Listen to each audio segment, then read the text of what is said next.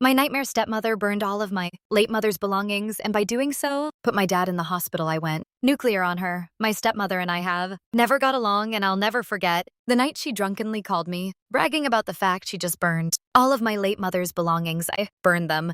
It was all junk anyway. I've always hated how you guys kept her a part of your life you need to learn to let go. You should look at it as a favor. Really, I couldn't muster up words and just hung up. I sat in silence for a minute before receiving a flood of notifications from her. She was sending me pictures upon pictures of ashes, accompanied by laughing emojis. My dad and I were actually on a camping trip when this happened, so I woke him up to tell him he thought I was joking, but when I showed him proof, he went pale. He stepped outside his tent and started clutching his chest and having a heart attack.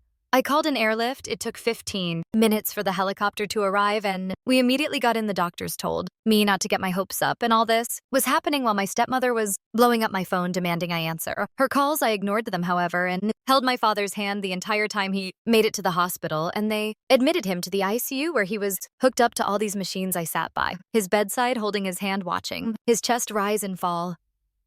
The thought of losing him was unbearable.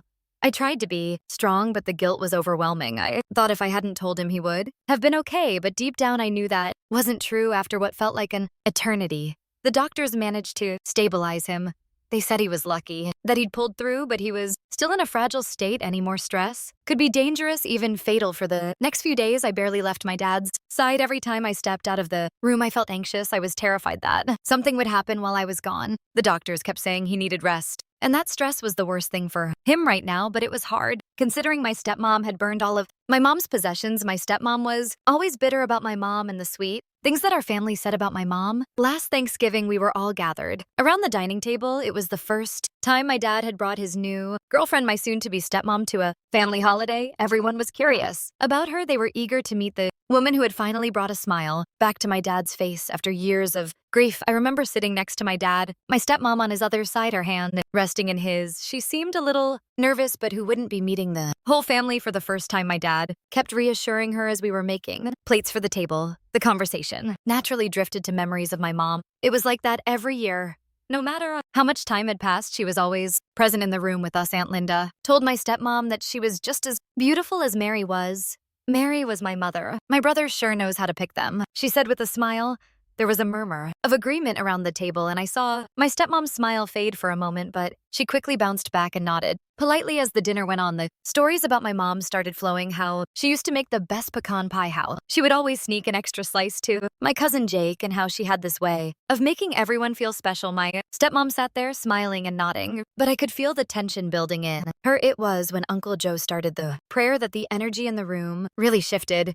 We all bowed our heads, and Uncle Joe, who always led the blessing, began to speak. Lord, we thank you for this meal and for the family gathered here today. We ask that you bless our food and our time together, and we especially ask that you continue to bless Mary's soul. May she rest in peace, and may she know that she is missed dearly every day. As soon as he mentioned my mom's name, I felt my stepmom shift uncomfortably in her seat, her hand still holding mine under the table suddenly felt tighter. I looked up at her, and though her eyes were closed for prayer, I could see how uncomfortable she felt. It was in that moment I realized she was bitter about my mom, about the way we all still talked about her, about the fact that no matter how hard she tried, she would always be competing with a ghost.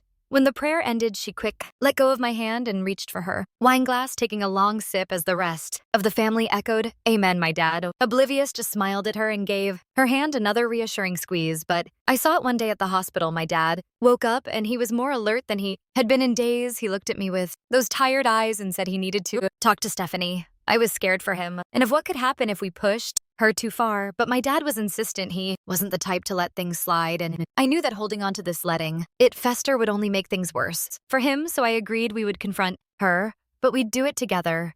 We waited until my dad was discharged from the hospital. He was still weak. We decided to confront her at home. When we got back to the house, the tension was heavy. My stepmom was sitting in the living room, watching TV like nothing had happened. The sight of her made my blood boil, but I kept it together for my dad's sake. He told her that they needed to talk, and when she noticed my dad was home, she tried to greet him with open arms. He pushed her away, and she looked stunned. She asked what was wrong with him, and he laid it all out. "You know damn well what's wrong. You burned all of my wife's things," he said. For a moment, she paused and turned red. She then tried to justify it by blaming my dad for still loving my mom.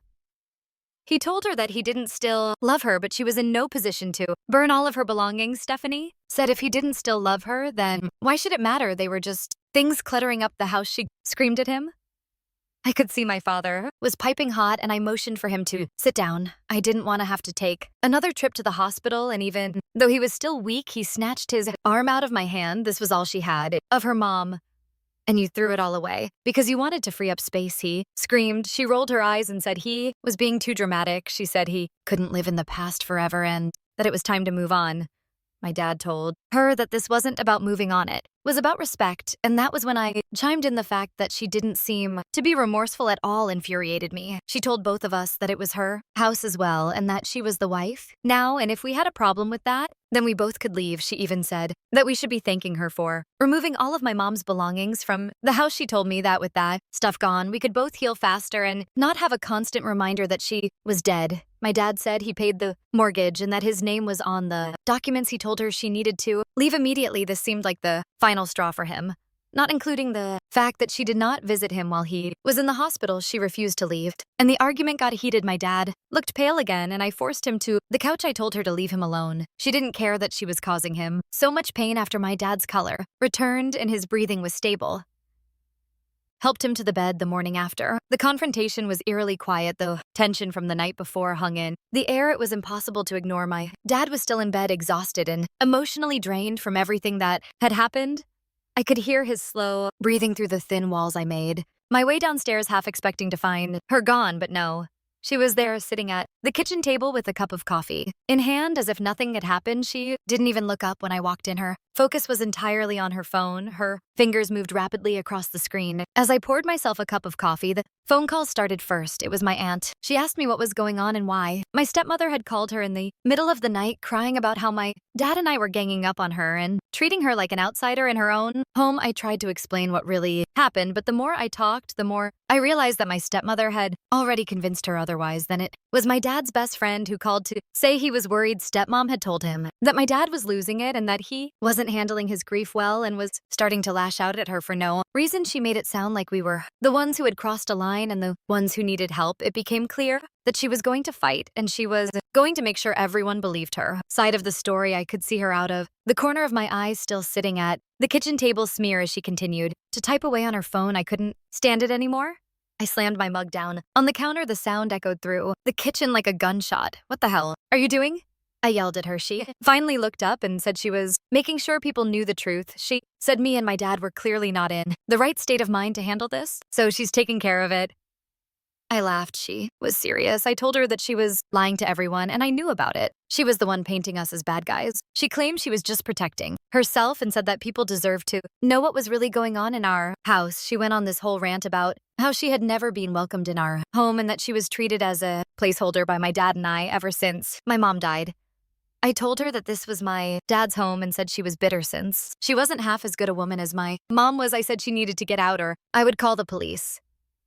She stood up, slowly, her eyes never leaving mine, and said, "We'll see about that." And with that, she brushed past me, leaving me standing there. As the door closed behind her, I realized that this was far from over. Stepmom was going to fight dirty, and if we didn't find a way to stop her, she was going to take everything from us. After all the calls from family and friends, my dad started stressing, and then his health started to decline again. He was stressed all the time, barely sleeping, and it was taking a toll on his heart. The doctors warned us that he couldn't take much more of this, that if things didn't change, he might not make it. Couldn't stand by and watch her destroy him. We needed to get her out of our lives, but she wasn't going to go quietly. That's when I realized we needed legal help. We found a lawyer who specialized in family law, and we started the process of filing for divorce. It was grueling, and my stepmom fought us every step of the way. But the more she fought, the more her true colors showed. She tried to play the victim, to paint us as the bad guys. But it didn't work. The court saw through her lies and saw the damage she was trying to do. She had no remorse or empathy, just a burning desire to get what she wanted, no matter who it hurt. The divorce was ugly. She dragged it out as long as she could, trying to drain us financially and emotionally, but in the end, the court ruled in our favor. She was forced to leave, and we were finally free of her. After she was gone, it took time for us to heal. My dad's health slowly improved, but he was never the same. The stress had taken its toll, and he was more fragile than ever. We focused on rebuilding our lives, on finding a new normal. It wasn't easy, and there were days when the weight of everything we'd been through felt like too much to bear. But we had each other, and that was enough. We didn't talk much about my mom's things after that. The loss was too painful. One day as we were going through some old boxes in the attic, I found a small envelope tucked away in the corner. It was addressed to me in my mom's handwriting. My heart skipped a beat as I opened it. Tears formed in my eyes as I read the words she'd written to me. Before she passed, she talked about how much she loved me and how proud she was of the person I was becoming, and at the end she wrote, "No matter what happens, always remember that I'm with you in every memory, every moment I'm there." Held the letter close to my chest and felt a sense of peace that I hadn't felt in a long time. My mom was gone, but she was still with me in every memory, in every moment, and no one could ever take that away. As time passed, the pain started to fade. My dad and I were closer than ever. We knew that we couldn't change the past, but we could determine our future, and that's exactly what we did. We moved to a new house. It was a fresh start. The first night in our new home, we sat on the porch watching the sunset, and my dad turned to me with a small smile. "We made it," he said. Yeah, I agreed we did, and through it all, I knew that my mom was watching over us and that she would have been proud of the people we had become.